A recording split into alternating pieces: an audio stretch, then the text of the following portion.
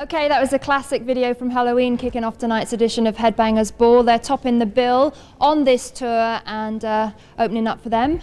It's Skin, and we're meeting them first up tonight. I've got Mike and Neville joining me here in Stuttgart. So nice to catch up with you guys on tour. We chatted in the studio already, so nice to see you back. So just to start off with, really, this tour is a really good package. How have things been going for you guys? Oh, they've been great. It's really sort of hectic. You get up about 3 o'clock in the afternoon, you go and eat, you go and shower, and then you're on stage. And then you've got another 4 hours to kill, go off to the next town. But the show's been great. Good. Now, of course, like we said before, you've done really, really well in the UK already, and you have a really hardcore fan base in the UK. But when you come to Europe, I would imagine, because you're not so well known, probably the shows are a little bit more challenging. How do you approach the European audience? Well, our approach to playing live is pretty much the same anyway. We just love doing it, and it's quite intense for us anyway. But it is quite a challenge. I mean, the audiences, or this particular audience anyway, obviously very heavy metal kind of fans. So I don't think some of them quite get what Skin are all about. But you know, it's going well. We win them round in the end. You know, they've been pretty good. You know, so it's just been great. You can touch me, you can hurt me if you wanted to. You can break me, and you know it's true. Yeah. I spit on you. I spit on you. Yeah. I spit on you, man. We just wanted the album to be more representative of our live show. You know, as I said before, the first album we'd never toured, and we developed into the live show that we are. So we just wanted a bunch of songs that when we were on stage, it was 100% us, and it wasn't no facade. It was just truthful. You know, when we go on, it's just a very intense show. You know, and I think the first album didn't represent that, and this album is much more us as we are now. It's, you know, it's when you come by the album, when you hear the album, you come to see a show, there isn't like a huge void between the two. You know, it's a much closer comparison. But when you were writing the songs, were you thinking of the ones that were going to like get the audience like bouncing up and down and going crazy? Yeah, I mean the writing process was took a long period of time. We wanted songs that we could relate live very, very easily. You know, but we wanted them to come from our heart. You know, so and the lyrical side of it is very much more truthful. You know, I guess we're a lot more darker than the original facade that the press wrote about us was. Yeah. Well, we're going to talk about that in a moment, but right now we're going into Skin's brand new video. It's called Perfect Day, and just to get us into the video, what's a perfect day on tour? Just to get to the gig more than anything else. It's like there's all these obstacles in front of you, not eating, you know, no sleep, being drunk. And then just to actually, so it's just to get through the show and make sure it's a good show. Once we come off of that, then nothing else really matters. Right. Okay, well, from the album Lucky, this is the second single from Skin, Perfect Day. Well, that was Skyscraper performing live for Headbangers Ball back in the MTV studio, and I hope you're enjoying those live performances. I definitely think they are adding a new dimension to the programme. But Headbangers Ball is out on tour this week.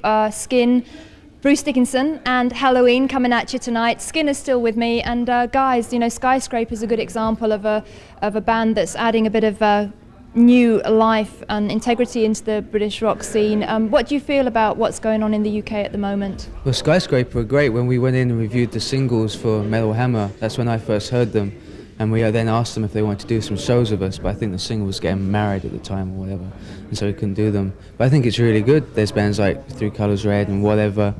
You know, it's very, very good.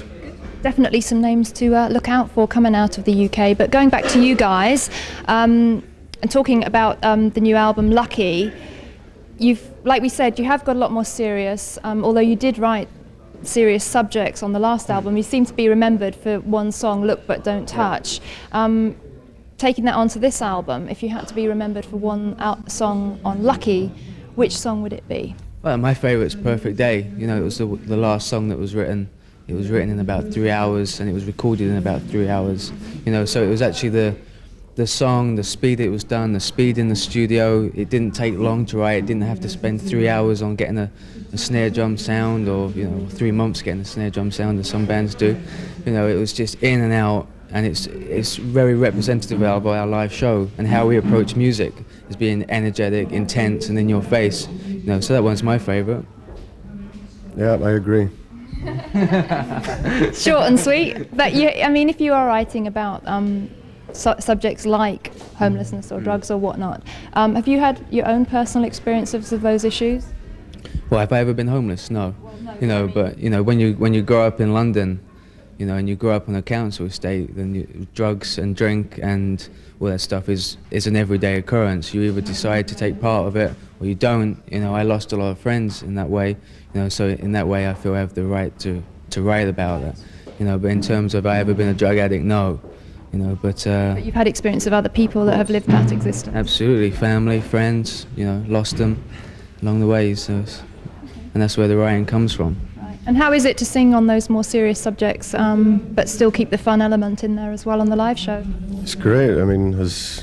Just being the singer in this band is incredibly challenging, as you can imagine. I have a very traditional kind of bluesy kind of background, and to constantly turn up at rehearsals at any given time and to be thrown, like a punky kind of vibe, it's great fun, and it can get very intense, and it's very soul searching in itself. You're almost like an actor kind of thing, just performing these different kind of roles, but there's a certain tangibility to these lyrics, as Mike has just said, which gives it great integrity, and I'm really proud and happy to be singing on these songs. Okay, well, thank you for hanging out with me today, guys, and I wish you lots of luck with the rest of the tour. Thank you. And you'll be seeing Skin again on the show, I'm sure. In fact, right now also we've got a live performance from down here at the Longhorn in Stuttgart. And then after the break, stay tuned, it's Bruce Dickinson's Skunk Works coming up next. But here, taking us to the break, Skin live. You got your little house and your little car.